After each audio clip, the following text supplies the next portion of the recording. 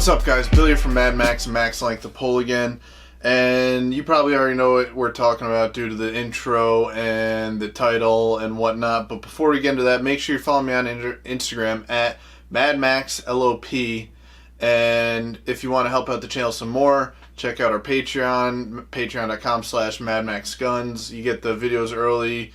Occasionally I'll blast out a bunch of stuff and see what you'd rather see first.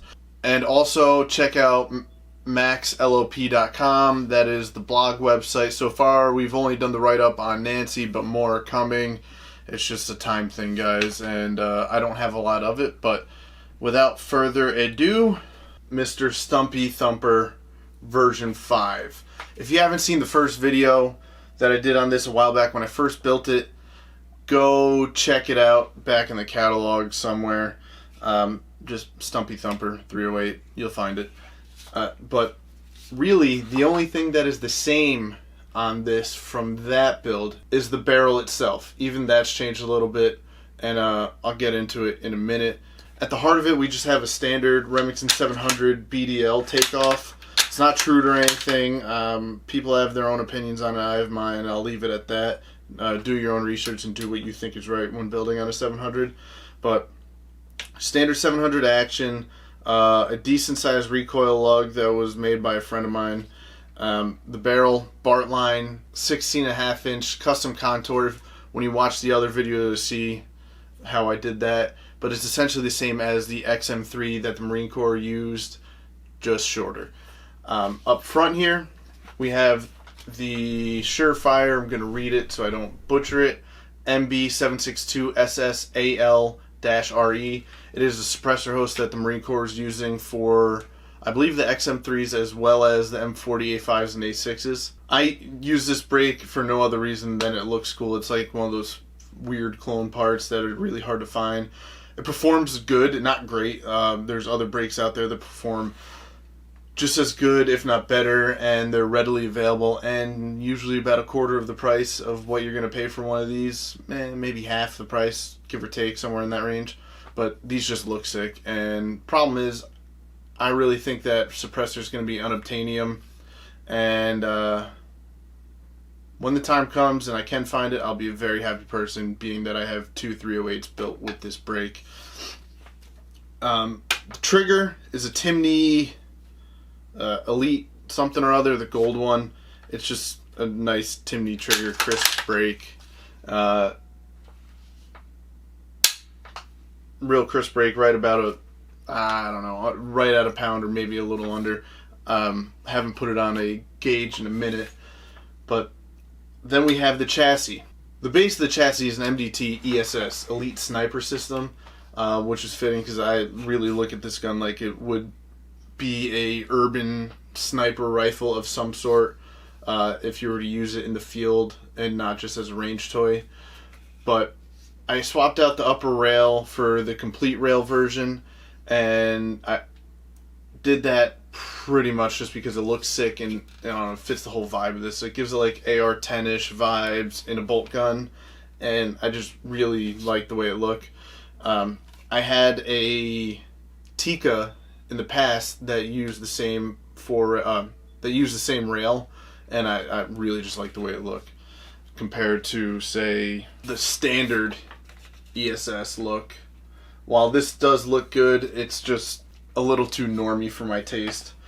But the problem, I wouldn't call it a problem, but the additional thing you need to do if you're using this rail is they have a high scope base that you have to use for this, and I have a little story about that when it comes to that.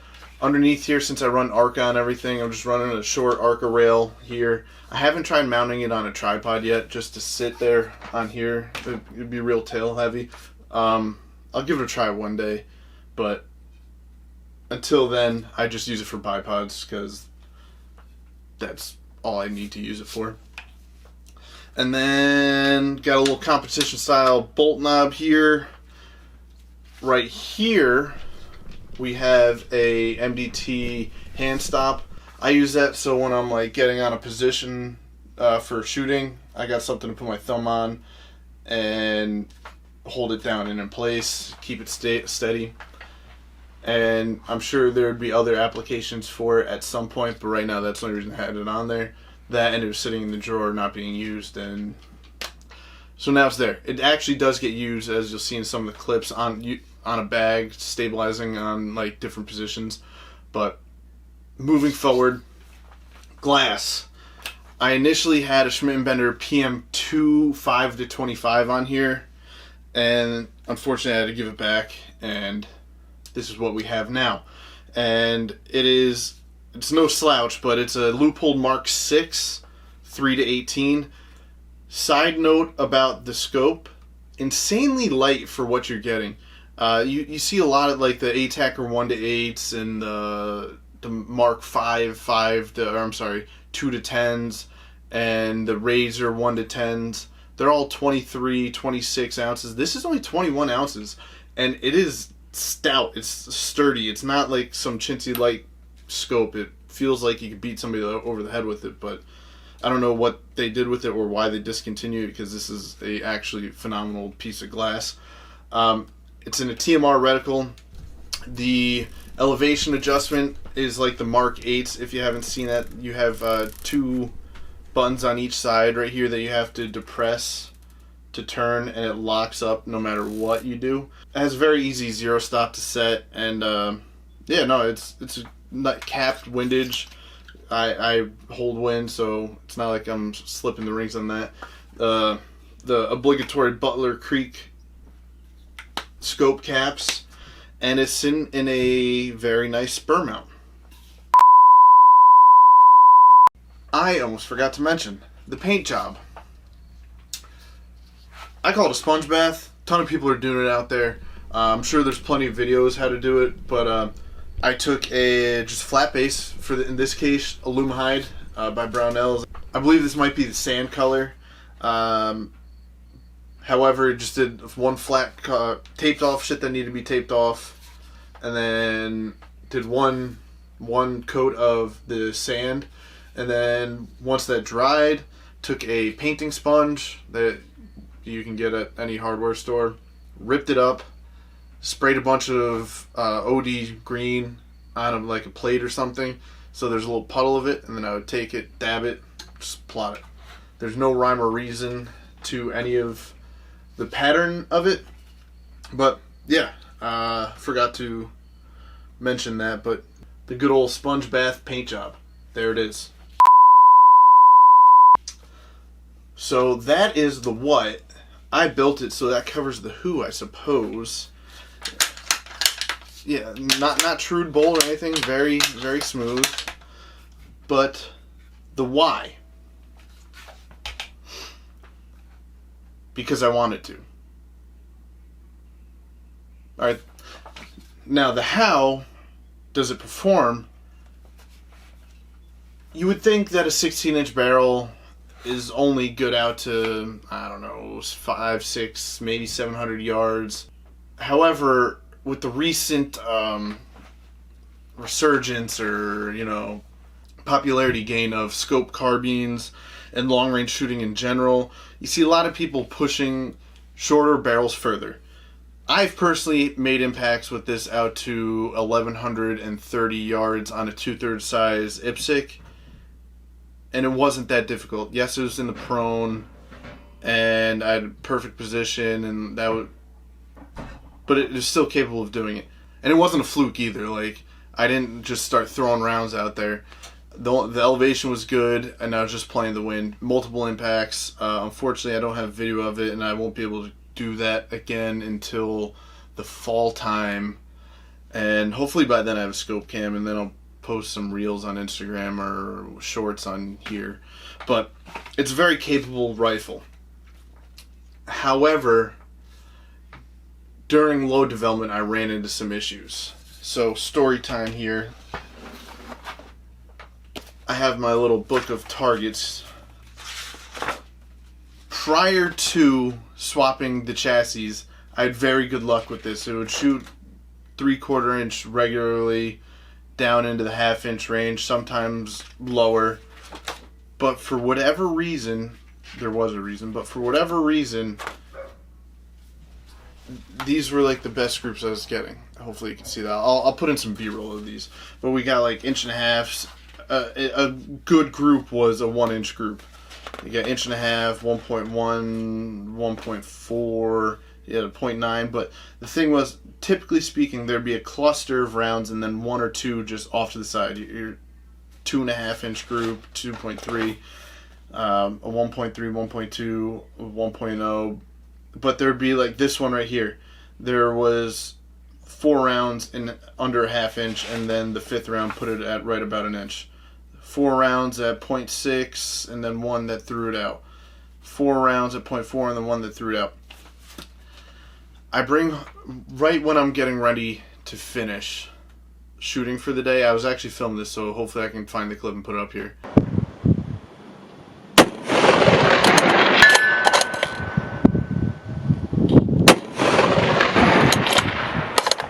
Botched it. Could be worse. The scope's loose, so that doesn't help. I feel something rattling. The scope base was loose. And I don't know if that was just me, I messed something up, but I watched something recently on Texas Plinking. He had the same chassis, and he had the same problem. He even said, oh, I've installed this several times, this isn't my first rodeo, I must have forgot something. I'm pretty sure I didn't forget anything either, it just loosened up on me. So, if you're going to use one of these high scope bases, make sure you double check your torque, you double check that you Loctite it, and after you shoot it for the first time, check it again. I'm always checking to make sure that this isn't loose, just because that now it's become like a paranoia thing of mine. But ever since that first time that I noticed that it was loose, I brought it out for another load verification, and we had 3/4, 1/2 inch, an unstable 1-inch group, another one that's 4, in probably a 0.3 inch group, and then 1 thrown out to 0.9. But I didn't shoot one single group over 1 inch. And based on the averages here, it's probably 3/4. And yeah, so the gun can perform close distances, far distances. I'm not going to talk about the load data or anything on here because YouTube is YouTubing. But if you got any questions about my load development, or I will tell you the speeds I'm running is 2570-ish with a 175 grain bullet out of a 16.5 inch barrel. It's pretty good. Factory ammo, I'm reading straight on my book here. We shot, developed 166 shots. Factory Winchester 168 grain match was 2471, so a whole 100 feet per second slower with a lighter bullet. Federal 168s, they were shooting at 2438, so even slower. Winchester M118LR brown box, like the actual military ammo, 2482, slow. And then Black Hills 175s, 2450. So the hand loads are flying a whole 100 plus feet per second faster, and no pressure signs. So you can push a 16-inch barrel pretty much as fast as you want. At one point in time, I was shooting 168s out of this as fast as a 168 out of a 22-inch barrel. I had a LEUPOLD Mark IV where the elevation knob was made for 168 grains, flying at whatever the M40s were shooting at the time. I loaded up that ammo for this so it would fly just as fast. Those I was getting pressure with. Brass was only getting 1 or 2 firings out of with Starline brass, which isn't like the creme de la creme, but it's decent brass. But that was then. All I'm saying is that you can get this to fly fast if you need to. To me, this is more of a range toy than anything, and I just like bringing it out, having other people shoot it, just because people see it and be like, oh, that's stupid. Joke's on you, it's not. It's a very capable rifle, and not my next match, because it's a 2-day pro match. And then I don't think the match after that. But I believe in August I'll be shooting a match with this. And I will come back and let you know how it does. Now, with that being said, the viewers, you guys, would you be interested if after every PRS match that I had somebody filming, I came back with the video footage and did a little mini breakdown, like a podcast type deal, a discussion with somebody that was there, or somebody that I shot with. If that's something you'd be interested in, let me know in the comments. But yeah, that's Stumpy. This is probably my favorite novelty bolt gun. I have a few, and this is probably my favorite just because at first look it's nonsensical, but she's a shooter. But that's the video. If you got any more questions on it, drop them down in the comments. Hit me up on Instagram, Patreon. If you have anything that you'd like to hear from me about other guns that you might have seen on social media. A video is coming on my lightweight hunter build. I just don't feel that I only have like 60 rounds through it. I know it's a hunting gun, but I don't feel comfortable enough to be talking about it just yet.